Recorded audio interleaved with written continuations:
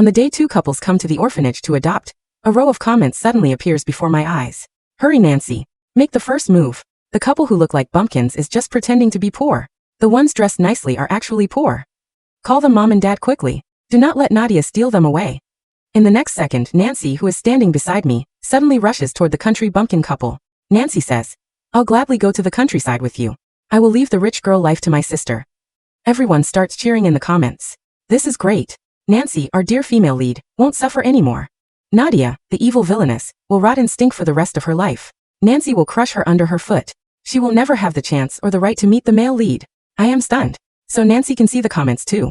She is the female lead, while I am the villainess. But what she does not know is that I am reborn.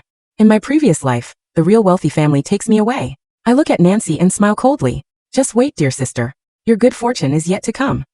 We walk to the orphanage gates. When my sister, Nancy Walker, or perhaps she should now be called Nancy Quill, saw the Maybach parked out front, her eyes lit up. Her adoptive mother, Helen Bronson, took her hand and said, Nancy, our family isn't actually poor. We were just testing you earlier. We didn't expect you to be such a good kid who doesn't chase after money. From now on, you'll be our little princess. Nancy put on a pleasantly surprised expression. So that's how it is. Mom, Dad, I'll definitely be good to you and take care of you. Then, she deliberately glanced at me and asked, Nadia, where's your family's car? Stephen Colson and Linda Wells, my adoptive parents, fidgeted with their clothes, too embarrassed to say anything. I took the initiative to reach out and hold both their hands, smiling sweetly. I don't need a car or a big house. I just want Mom and Dad to be with me forever. That's enough. Damn, the villainess makes me laugh. I bet Nadia is dying of regret right now. Look at how pretentious she's being. The princess life only belongs to Nancy, the female lead. The villainess should just stay in her lane. Stephen and Linda were so moved by my words that they teared up. Meanwhile, Nancy just snorted. You're still so fake. I watched Nancy and the Quills drive off in the Maybach, a faint, cold smile tugging at my lips. In my last life, at this exact moment, when Nancy found out the Quills were actually the real rich ones, she'd cried and thrown a tantrum. She'd begged to switch places with me, but no one had paid her any attention. So she'd taken all her resentment out on Stephen and Linda. They'd already been poor to begin with, and she squandered every last cent they had. They'd been so angry and heartbroken that they both collapsed and died. And on the day I graduated from college, Nancy had stabbed me 99 times, killing me on the spot. This time, she was the one going to that man-eating, soul-crushing place, while I could finally live a quiet, ordinary life. I looked at Stephen's and Linda's honest, weathered faces. Mom, Dad, let's go home. I'm not afraid of hardship. We can walk back. Their pockets were painfully empty, but they couldn't bear to make me suffer. In the end, they still called a cab home. The moment we stepped through the door, the first thing I saw was a black and white memorial photo. Stephen and Linda immediately stepped in front of me to shield my view, gently comforting me. Nadia, don't be scared. This is your older brother. He passed away many years ago. I smiled and shook my head. I'm not scared. I knew they'd lost their son in middle age, and had only then decided to adopt a daughter. They patted my head, deeply moved. You're a wonderful child. Don't worry. Even if we're poor, we'll never let you go without. She'll never make anything of herself, not when she's living in a dump like this. Nancy's bedroom and bathroom are both bigger than this whole crappy rental. The gap between them is insane. I took the place in with one sweeping glance. It was just a rundown rental apartment, but compared to the cold, beautiful prison that was the Quill residence, this place felt much cozier. At dinner, Stephen and Linda kept piling meat onto my plate. They couldn't bear to take any for themselves. At least someone's getting fed. Poor little Nancy isn't allowed to eat tonight, because she didn't get her etiquette lesson right. Oh. She nodded off in class and got caught. Now she's gonna lose breakfast too. I glanced at the barrage of comments flying before my eyes, feeling like my food tasted even better than before. After the meal, Stephen said a little awkwardly, Nadia, I'm sorry that you're going to suffer with us. We were selfish for pretending to be rich. We wanted to adopt a daughter to care for us in our old age. Linda pulled out a bank card. This is for you. It has every cent we've saved up over the years. Consider it our way of making it up to you. What a joke. Your life savings can't even compare to Nancy's monthly allowance. Mrs. Quill gave Nancy $500,000 as pocket money without even batting an eye. I pushed the bank card back to them. Mom, Dad, you should keep this. Don't worry about me. I'll study hard, make a ton of money, and give you both a great life. Stephen and Linda were so overwhelmed that they couldn't even speak. They just kept stroking my head, praising me for being thoughtful and sensible. The heavens had given me a second chance at life. I'd escaped the Quill family's gilded cage and met such kind adoptive parents. There was no way I was going to repeat the same mistakes. I was going to use everything I'd learned in my last life to change my family's fate, and everyone who had hurt us would pay the price they deserved. Right then, the comments flooded the space before me. Oh my God. The male lead, Eugene Lloyd, just showed up. He and Nancy are finally meeting. Look at how shy Nancy is right now. They're such a perfect match. They're totally made for each other. The corner of my lips lifted. So, Eugene was the male lead. Perfect. I would make good use of him. When the admission notice from a top-ranked high school arrived at our doorstep, Stephen and Linda were so excited that their voices trembled. Nadia, it really is from that prestigious high school, and you ranked first. You're amazing. In my last life, I'd received an elite education in the Quill family. Getting first place in the entrance exam for a prestigious high school was nothing to me. Stephen and Linda were so happy that they took me into town and bought me several new outfits, grinning from ear to ear.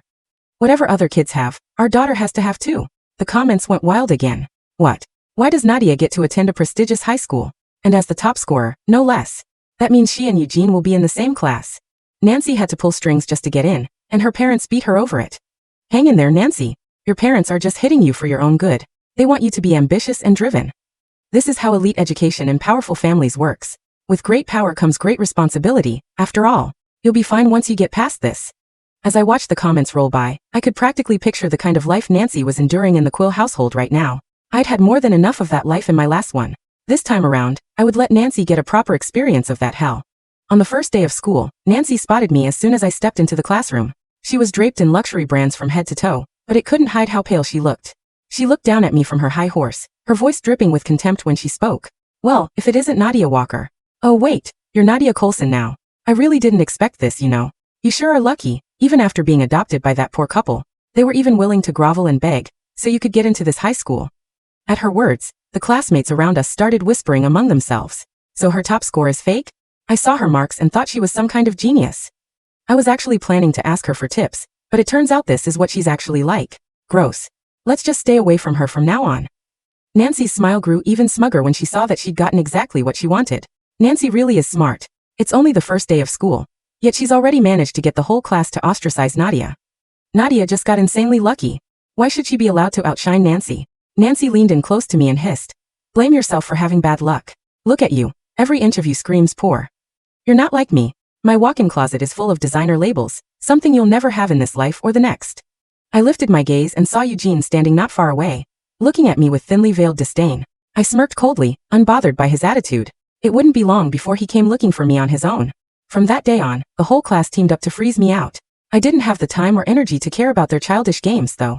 I only had one clear goal: to do whatever it took to make sure my family lived a good life. Soon, the results for our first monthly exam came out. I ranked first in the entire grade, scoring over 30 points higher than the student in second place, Eugene. Meanwhile, Nancy was dead last.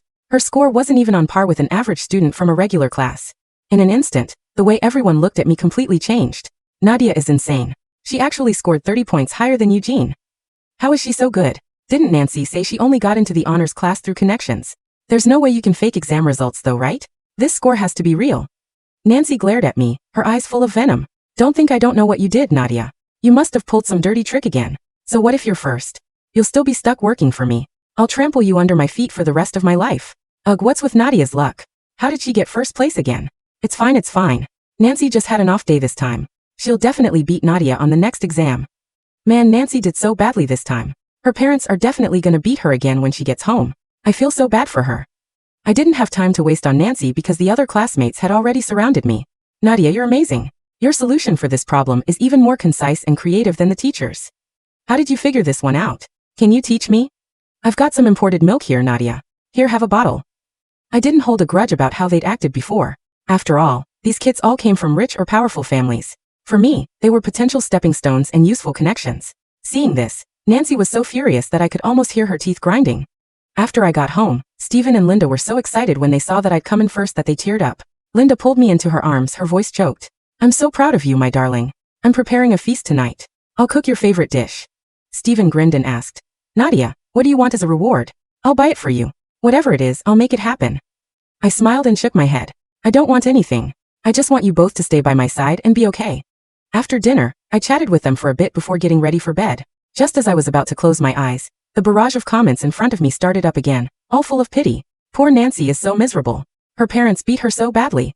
Hang in there, Nancy. Your parents are doing it for your own good. You just messed up this time. You'll do better on the next exam. Poor thing. She already has a broken leg, yet her parents are forcing her to stay awake and study because her hands aren't injured. You can do this, okay? We're here with you. This was the affluent, wealthy family Nancy was so desperate to join. Was she satisfied now? The next day, Nancy showed up on crutches, wearing a mask and sunglasses. It looked like her face had been beaten so badly that she couldn't show it in public. After school, Eugene stopped me the second I stepped out of the classroom. He said calmly, I looked at your test paper. Your way of solving the problems is different from ours. I know your family's poor, so I'll pay you by the hour if you come to my place and study with me. I didn't act shy about it and said bluntly, sure, $2 million for the semester. Eugene froze for a second, then let out a short laugh. Do you even know how much 2 million is? You've got some nerve, asking for that much right off the bat. I gave him a sideways glance and turned to leave. He immediately stepped in front of me again. Fine, give me your bank account details. I nodded and headed straight for his family's car. Let's go. We'll start today. I won't take advantage of you. The comments instantly exploded. Nancy, where are you? Nadia is about to steal Eugene from you. Why would he go to Nadia in the first place? She's totally scamming him. She's got no real skills at all. Nadia's obviously doing it on purpose. She just wants to steal Nancy's guy. She's disgusting. Right then, Nancy rushed over and grabbed Eugene's arm. Eugene, how can you take Nadia back to your house? We're the ones who should be studying together. Her grades are fake. He shook her off looking annoyed. You came in dead last. What makes you think you're qualified to study with me?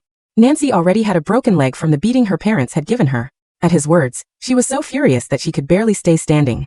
Still, all she could do was watch as I got into the Lloyd family's car and rode off. When we sat down at his desk to start studying, Eugene transferred $2 million to me. I wasn't stingy about my knowledge at all. I laid everything I knew out for him. A few hours later, Eugene was singing my praises. You're honestly the smartest person I've ever met, Nadia. You can come over all throughout high school if you want. The price is your call. I smiled and nodded. With that kind of money, of course I wasn't going to say no. We studied until 9 p.m. I was just about to head home when the comments started coming through in a panicked frenzy. Help. Someone help her. Nancy's about to get beaten to death. This is all Nadia's fault. Nancy's parents are mad at her because she can't get close to Eugene and his family. They think she's useless and want to beat her to death so they can adopt Nadia instead. They're monsters. Eugene, go next door right now. Nancy's literally down to her last breath. The air in the Lloyd family's study was quiet, save for the soft ticking of a grandfather clock and the rustle of textbook pages. Outside, the night had settled deeply over the exclusive villa district, casting long, dark shadows across the manicured lawns. I set my pen down and glanced at the corner of my vision. The semi-translucent stream of comments was scrolling at an alarming, chaotic speed, glowing with a faint, frantic red hue. Oh my god, they're going to kill her. Helen is using a golf club. Where is the security? Why isn't anyone stopping this? Nancy's leg is already broken. Eugene, look next door. Your future wife is dying. This is too much. I know. Nancy made some mistakes, but she doesn't deserve to be beaten to death. Nadia is so cold-blooded, she's literally sitting next door counting her money while her sister is being tortured. I stared at the last comment and let out a soft, almost imperceptible breath. Cold-blooded? In my previous life, when Nancy had thrown her tantrums and demanded to switch families, she hadn't cared about the abuse I'd suffered under the quills. She hadn't cared when Helen locked me in the dark basement for 3 days without water because I missed a single piano note. She certainly hadn't cared when she drove my adoptive parents, the Colsons, to their graves and stabbed me 99 times on the day of my graduation. But I wasn't going to let Nancy die, not out of sisterly love but because death was too easy an escape. If she died now, she would never truly understand the weight of the choices she had made. What's wrong? Eugene asked, noticing my sudden pause. He looked up from his notebook, his sharp eyes scanning my face. You look like you've seen a ghost. Nothing, I said quietly, standing up and walking toward the grand French windows that overlooked the courtyard. From this angle, the Quill family's 3-story European-style mansion was visible just beyond the high hedge border. The lights on their second floor were flickering erratically. I just thought I heard something, like a heavy thump and a muffled scream. Eugene frowned, his aristocratic brow furrowing. A scream? In this neighborhood? The security patrol here is top-notch. Maybe I'm just tired, I murmured, rubbing my temples. But it sounded quite close, almost like it came from the Quill residence next door. I know Nancy has been struggling with her classes lately. I hope she's all right. Eugene's expression darkened. He was an intelligent boy, and he was well aware of the Quill family's extreme obsession with status and perfection. In high society, everyone knew that the Quills were desperate to secure a partnership with the Lloyd Group. If Nancy was failing her exams and failing to get close to him, the Quills' frustration would inevitably boil over. Right on cue, the comments flared up again. Yes, Eugene is suspicious. Go check, please. Hurry up. Nancy has fainted. There's blood on the floor.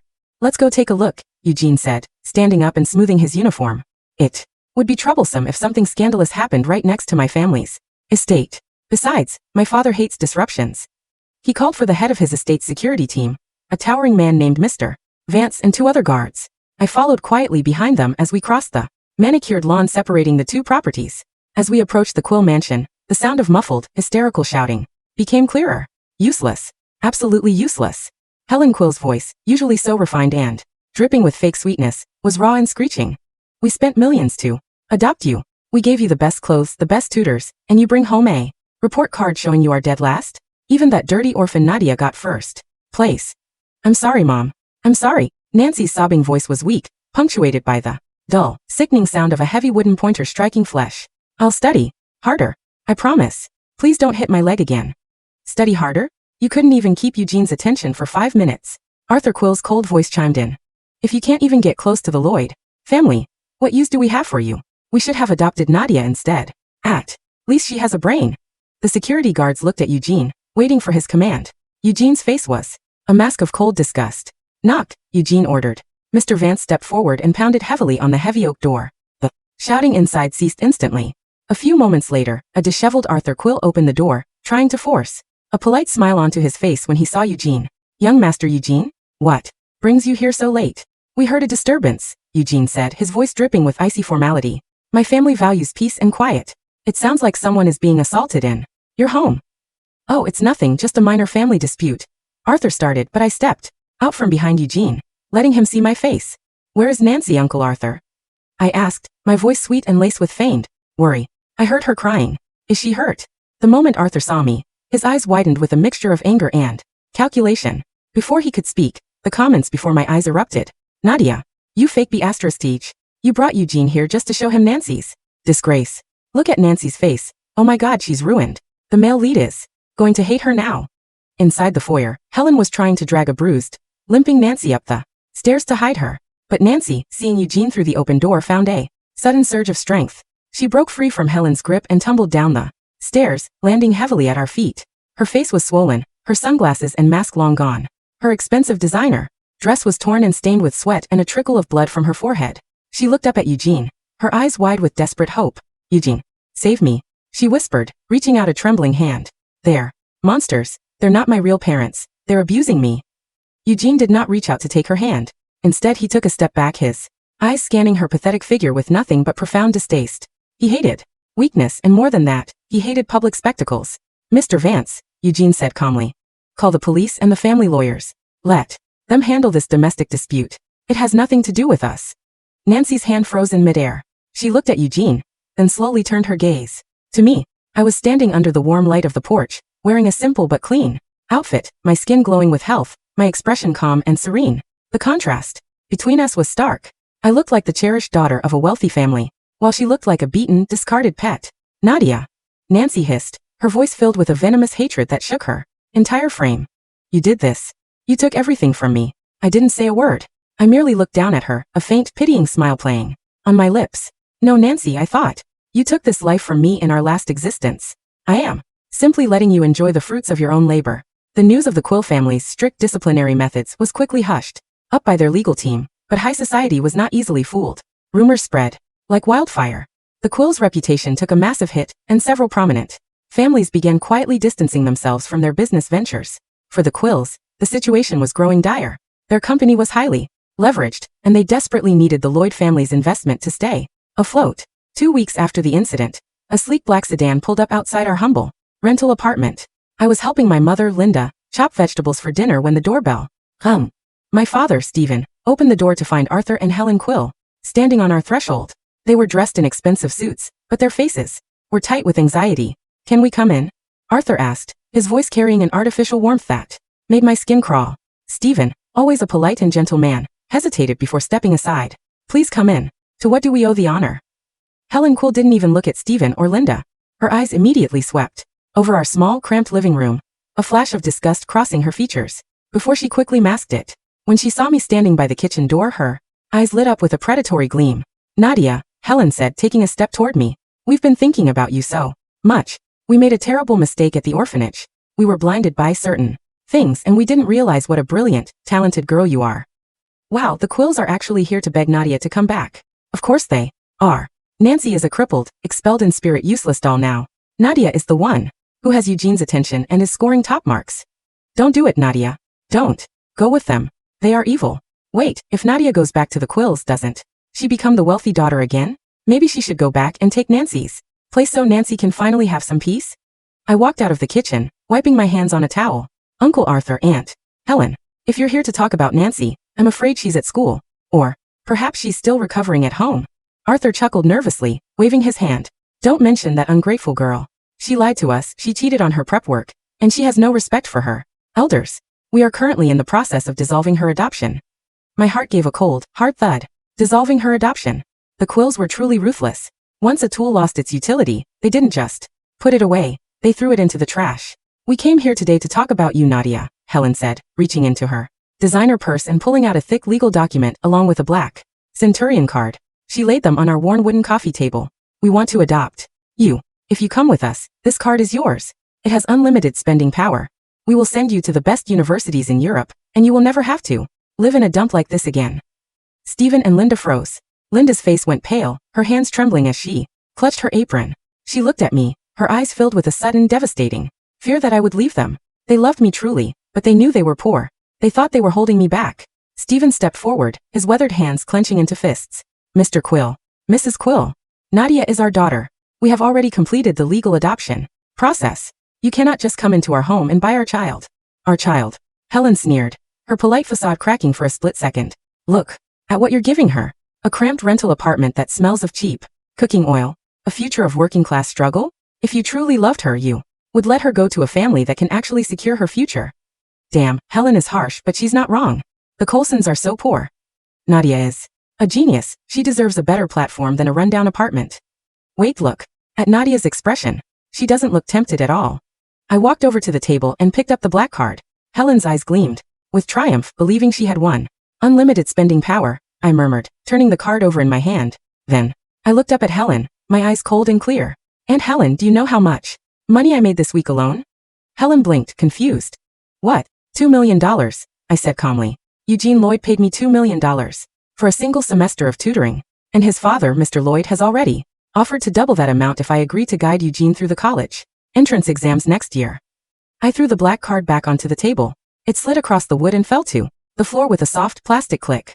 I don't need your charity, and I certainly don't need your unlimited card. I said, my voice steady and cold. The money I earn on my own is more than enough to buy this entire building if I wanted to. But more importantly, I walked over to Linda and Stephen, wrapping my arms around my mother's shoulders. Linda let out a shaky sob, holding onto my hand tightly. My parents give me something your millions can never buy, I said, looking directly into Helen's eyes. They give me respect. They give me love. They don't beat me when I fail, and they don't treat me like a business transaction. Now, please get out of our home before I call the police for harassment. Arthur's face turned purple with rage. You ungrateful little. Get out. Stephen roared. He was a gentleman, but seeing his daughter and wife threatened brought out a fierce, protective instinct. He grabbed a heavy wooden chair, his posture solid and unyielding. Get out of my house right now. Seeing Stephen's anger, and realizing that I was completely unmoved by their wealth, the Quills realized they had no leverage. Snatching up their contract and the fallen card, they retreated, slamming the door behind them. The apartment fell quiet. Linda pulled me into a fierce, tearful hug, weeping into my hair. Thank you, Nadia. Thank you for staying with us. I'll never leave you, Mom, I whispered, holding her tight. Never. The comments before my eyes were practically spinning. Oh my God, that was so cool. Nadia is a total queen. I made $2 million. This week, keep your trash card. I'm screamin'. I used to think Nadia was the villainess, but honestly, she's so strong and fiercely protective of her real parents. The Quills are the real villains here. What about Nancy? If the Quills dissolve her adoption, where will she go? I looked at the comments and smiled secretly. Where would Nancy go? She would go exactly where she belonged, to the very bottom. But before that, I had to ensure that my adoptive family's foundation was unshakable. In my previous life, I had spent years studying the histories of various influential families, including the Coulsons. Stephen Coulson was not always a poor, struggling laborer. 20 years ago he was a master artisan, renowned nationwide for his incredible skills in restoring ancient cultural relics and creating exquisite, high-end micro-carvings on precious wood. He had been poised to become a national treasure until he was framed by a corrupt competitor, a man named Marcus Vance, no relation to Eugene's security head, who accused Stephen of stealing a priceless imperial relic and replacing it with a forgery. Though the charges were eventually dropped due to lack of concrete evidence, Stephen's reputation was ruined. He was blacklisted from the Artisan Guild, his workshop was seized to pay for legal fees, and he was forced to spend the rest of his life doing odd carpentry jobs just to survive. But I knew the truth. I knew where the real relic was, and I knew exactly how. Marcus Vance had framed my adoptive father. With the $2 million I had earned from Eugene, I didn't just buy luxury items. I hired a top-tier private investigation firm and a team of brilliant, aggressive lawyers. Dad, I said one evening, sliding a thick manila folder across the dinner table. Stephen looked up from his soup, his brow furrowing as he wiped his hands. What's this, Nadia? It's your life back, I said softly. He opened the folder. As his eyes scanned the documents inside, his hands began to tremble violently. The folder contained bank records of Marcus Vance's offshore accounts, signed confessions from the appraisers who had lied 20 years ago, and a certified document proving the location of the original imperial relic, which Vance had kept in his private vault all along. This is. Stephen's voice cracked, tears welling in his weathered eyes. How did you find this, Nadia? I've spent 20 years trying to clear my name. I have my ways, Dad, I said, smiling warmly. The lawyers are already preparing to file the lawsuit. Within a month, the Artisan Guild will have to publicly apologize to you, and Marcus Vance will face federal charges for theft and fraud. Your reputation will be completely restored. Linda gasped, covering her mouth as she began to weep tears of pure joy. Stephen looked at me, his chest heaving with deep, silent sobs. He had endured 20 years of humiliation, poverty, and whispers behind his back, all for a crime he didn't commit. And now, his teenage daughter had handed him his dignity back on a silver platter. Nadia. Stephen fell to his knees beside my chair, clutching my hands. I don't even know how to thank you. You've given me my life back. You don't have to thank me, Dad, I said, pulling him up. Just promise me, you'll build the best workshop in the country. Within 3 weeks, the news broke. The National Artisan Guild released a formal, highly publicized apology to Stephen Coulson. Marcus Vance was arrested. At his estate, his private vault raided, revealing the stolen imperial relic. Stephen's name was cleared overnight. The media hailed him as a tragic, heroic master who had survived 2 decades of injustice. Wealthy collectors, museum curators, and high society patrons began flooding our phone lines, desperate to commission his work. Using a portion of my tutoring money, we purchased a beautiful, historic courtyard house in the city's cultural district. The front of the house served as Stephen's brand new state-of-the-art workshop, while the back was our warm, spacious home. Holy crap! Nadia's dad is a national-level master artisan. This is insane. The Coulsons aren't poor anymore. They're literally cultural royalty now. Look at the courtyard house. It's so beautiful and elegant. It makes the Quills modern villa look so tacky and nouveau riche. Wait, does this mean Nadia is officially a wealthy daughter now? And she did it by her own hands and by saving her dad. Nancy is crying in a corner somewhere, I swear. Indeed, Nancy was watching. Through the comments, I could see what she was doing. She was currently huddled in a tiny, damp basement apartment. The Quills had officially dissolved her adoption and thrown her out onto the street with nothing but a single suitcase. Her leg, which had not received proper medical care after her beating, had healed poorly. She now walked with a permanent, painful limp. She spent her days staring at her phone, watching the news reports of Stephen Coulson's triumphant return to the art world, and reading the comments that were now praising me endlessly. It should have been me. Nancy muttered to herself in her dark room, her voice raspy and broken. I was the one who chose the rich family. Why is she the one who is rich now? Why is she the one everyone loves? With the midterm exams approaching, the atmosphere at our elite high school grew tense. Though Nancy had been thrown out by the Quills, she had managed to stay in the school through a scholarship program she had desperately begged the administration for, using her sob story of being abandoned and abused. However, her academic standing was incredibly precarious. If she failed this exam, she would be expelled immediately. She had become an outcast. No one talked to her, and her classmates actively avoided her, disgusted by her disheveled appearance and her limp. On the day before the exams, I was walking back from the library when I saw Nancy standing in a dark corner of the school hallway, whispering frantically to Mr. Henderson, our corrupt history teacher. I leaned against the wall, quietly turning on the recording function on my phone. Please, Mr. Henderson, Nancy begged, clutching his sleeve. I need those exam papers. I'll pay you whatever you want once I get back on my feet. Just give me the answer key. Mr. Henderson looked around nervously. He was a man with heavy gambling debts. Someone I knew from my past life to be highly susceptible to bribery. Do you think I'm stupid, Nancy? You have no money. How are you going to pay me? I have a piece of jewelry, Nancy hissed, pulling a glittering diamond necklace from her pocket. It was the only valuable thing she had managed to steal from Helen Quill's closet before being kicked out. This is worth at least $50,000. Take it. Just give me the papers. Mr. Henderson's eyes greedily locked onto the necklace. He snatched it from her hand and slipped a small USB drive into her palm. The answers for all core subjects are in here. Don't get caught, or we're both finished. I won't, Nancy said, a wild, desperate look in her eyes. This time I will beat Nadia. I will show everyone that I am the genius. I turned off my phone, a cold smile spreading across my face. Oh my God, Nancy is cheating. She bought the exam papers. This is illegal. Wait, Nadia recorded the whole thing. Is she going to report her now? If she reports her now, Nancy will just deny it. Nadia needs concrete proof of her actually using the answers during the exam. The comments were right. Reporting her now would only lead to a quiet investigation, and the school might try to cover it up to avoid a scandal. No, I wanted Nancy's ruin to be loud, public, and absolute. The next morning, the midterm exams began. The exam hall was silent, save for the scratching of pens. I sat in the front row calmly filling out my paper. Eugene sat a few seats behind me, while Nancy was relegated to the very back, her eyes bloodshot, her pen flying across the page with unnatural speed. She was barely even reading the questions. She was simply writing down the memorized answers from the USB drive. Halfway through the mathematics exam, I raised my hand. The chief invigilator, a strict no-nonsense vice principal, walked over to my desk. Yes, Nadia? Is there a problem? Excuse me, vice principal, I said, my voice carrying clearly across the quiet room. I believe there is an error in question 15. The formula provided in the question sheet has a typo, making it mathematically impossible to solve. The vice principal frowned, looking at my paper. Let me see. You're right. The printing office must have made a mistake. I will announce the correction to the class. But before he could speak, I continued, my voice slightly louder. Also, I noticed that some students have already completed question 15 and have written down the exact complex numerical answer that would only be correct if the typo wasn't there, almost as if they memorized an answer key that was created before the typo was introduced during the printing process. The room went dead silent. Nancy's pen froze. Her face drained of all color, turning a sickening shade of gray. What do you mean, Nadia? The vice principal asked, his eyes narrowing. I said, turning around to look directly at Nancy, that someone in this room has cheated, and I have the evidence right here. I pulled out my phone and played the crystal clear recording of Nancy bribing Mr. Henderson in the hallway.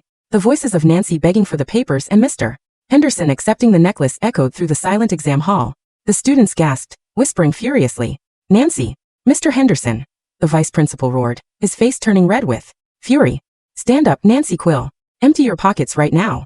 No. It's a lie. She framed me, Nancy screamed, jumping up from her seat. In her panic, she forgot about her bad leg. She took a step, her knee buckled, and she fell heavily to the floor, her cheat sheets scattering from her sleeves like falling snow. The printed sheets contained the exact answers to every single exam paper, matching her written answers word for word. Holy sh*T. She got caught red-handed. The cheat sheets literally fell out of her sleeves. This is legendary. Nadia is a genius. She noticed the typo in the question and used it to trap her. That is brilliant. Nancy is completely finished. Cheating on a national exam is a criminal offense, let alone bribing a teacher. Mr. Henderson was arrested by campus security within 10 minutes. Nancy was dragged out of the exam hall, sobbing and screaming, her fingernails clawing at the polished floorboards. Nadia, I hate you. I hate you, she shrieked as they pulled her away. You stole my life. You were supposed to be the villainess. Why are you doing this to me? I watched her go, my face expressionless. Because Nancy, I thought in this world, there are no predefined roles. You chose your path and I chose mine. You wanted the shortcut while I built my own road. With Nancy's expulsion and arrest for bribery, the spotlight turned back onto the Quill family. Though they had dissolved her adoption, the media quickly dug up the fact that Nancy had stolen the diamond necklace from Helen Quill's private collection, a collection that was supposed to have been declared during the Quill's ongoing bankruptcy audit. This single thread unraveled their entire tapestry of lies. The financial regulators, tipped off by anonymous, incredibly detailed financial documents, which I had compiled using my knowledge of their offshore accounts from my previous life, launched a full-scale raid on the Quill Group's headquarters. The results were catastrophic for them. They were found guilty of massive tax evasion, money laundering, and operating a fraudulent shadow banking system. Within a week, the Quill Group declared bankruptcy. Their assets were frozen. Their mansion was seized by the state, and Arthur and Helen Quill were indicted on multiple federal charges. On the day of their arrest, a crowd of reporters gathered outside the courthouse. Arthur and Helen, handcuffed and wearing cheap prison jumpsuits, looked old, broken, and completely ruined. I stood across the street, holding a warm cup of coffee, watching the spectacle. The Quills are finally getting what they deserve. They abused Nancy, tried to buy Nadia, and ran a corrupt business. Good riddance. Wait, look at the corner of the screen. Nancy is there too. I looked to the side. Nancy was standing in the crowd of onlookers, wearing dirty, oversized clothes. Her hair matted and greasy. She was leaning heavily on a cheap wooden crutch, her face gaunt and pale. She watched her former adoptive parents being led into the police van, her eyes vacant and hollow. She had believed the comments. She had believed that by choosing the rich family, she would automatically become the beloved female lead, destined for a life of luxury and love. She hadn't realized that wealth without substance is just a gilded cage. and that the quills were nothing but monsters wearing silk. Slowly, Nancy turned her head and saw me. Our eyes met across the busy street. I was surrounded by a sense of calm and prosperity. I was the top student in the city, the daughter of a legendary master artisan, and a self-made millionaire. Eugene was standing a few feet away, waiting for me in his family's car, looking at me with nothing but deep respect and quiet affection. Nancy's chest heaved. A sudden, terrifying wave of madness washed over her features. The physical pain of her leg, the hunger in her stomach, and the sheer, suffocating weight of her jealousy finally broke her remaining sanity. She reached into her dirty pocket and pulled out a long, rusted paring knife. "Nadia," she whispered, her voice carrying a manic, hysterical edge. "If I can't have this life, you can't either." She threw her crutch aside and lunged across the street toward me, her bad leg dragging behind her, the knife raised high. Oh my God, she has a knife. Nancy is going to stab Nadia, just like the previous life. Help. Someone stop her. In my previous life, I had been caught off guard, weak and terrified as Nancy stabbed me 99 times on my graduation day. But I was not that weak girl anymore. Over the past year, alongside my academic studies, I had taken intensive self-defense and martial arts classes. My body was strong, my reflexes sharp, and my mind completely calm. As Nancy lunged, her movements were slow and clumsy due to her limp. I didn't panic. I stepped lightly to the side, easily dodging her wild swing. Before she could recover her balance, I grabbed her wrist, twisting it sharply downward. The rusted knife clattered harmlessly to the asphalt. With a swift, practiced movement, I swept her remaining good leg out from under her, pinning her to the ground. I pressed my knee into her back, locking her arms behind her. "Let me go! Let me go!" Nancy screamed, thrashing wildly against the pavement, her face pressed against the cold dirt. "I am the female lead," the comments said. "So, you are the villainess. You're supposed to die." The police officers from the courthouse, hearing the commotion, rushed across the street and immediately took over, pulling Nancy up and slamming handcuffs onto her wrists. "Are you all right, young lady?" one of the officers asked me. "I'm fine, thank you," I said, smoothing down my coat, my breath steady. Eugene ran over, his face pale with concern. "Nadia, are you hurt? Did she touch you?" "I'm perfectly fine, Eugene," I said, giving him a reassuring smile. "She couldn't hurt me even if she tried." Nancy was dragged toward a separate police cruiser. She kept twisting her head back, her eyes wild, screaming at the empty air. "Why did you lie to me?" she shrieked at the sky. "You said I would be the princess. You said Nadia would rot. You lied to me." She was screaming at the comments. But what she didn't realize was that the comments were no longer supporting her. I looked at the semi-translucent screen before my eyes. The comments were scrolling slowly now, their red hue fading into a soft, quiet white. "Nancy is completely insane. She actually believed she was a female lead in some novel. There is no such thing as a predefined destiny. Nadia worked hard, saved her family, and earned her own future. That's the real protagonist. Goodbye, Nancy. Enjoy your life in the asylum. Nadia, have a great life. You deserve it." As the police car door slammed shut, silencing Nancy's screams, the screen of comments began to flicker. One by one, the glowing lines of text faded into the air, dissolving like mist under the morning sun. The system, the comments, the strange audience, they were all gone. I was finally free. 2 years later, the spring breeze was warm, carrying the sweet scent of cherry blossoms through the courtyard of our beautiful home. In the front workshop, the soft, rhythmic sound of carving tools could be heard. My father, Stephen, was currently working on a massive, intricate wooden screen, commissioned by the National Museum. He looked healthy, his face glowing with peace, his hands moving with the steady confidence of a true master. My mother, Linda, was in the garden, humming a sweet tune as she watered the blooming roses. I sat at the stone table in the center of the courtyard, holding an official acceptance letter from a world-renowned university, offering me a full scholarship for their prestigious economics program. Eugene sat across from me, pouring 2 cups of freshly brewed tea. He had also received his acceptance letter to the same university, having worked tirelessly alongside me to secure his spot. "We did it, Nadia," Eugene said, raising his cup to me, a warm, genuine smile on his face. "The world is finally ours." "No," I said, clinking my cup against his, my eyes reflecting the bright blue sky above. "We didn't just do it. We built it, step by step." I took a sip of the warm tea, feeling the gentle heat spread through my chest. In my previous life, I had died in the cold, dark rain, a victim of someone else's greed and madness. But in this life, I had carved out my own destiny, surrounded by the people who truly loved me. There were no more comments, no more predefined roles, and no more shadows of the past. There was only the warm sun, the sweet scent of spring, and a bright, beautiful future waiting to be written.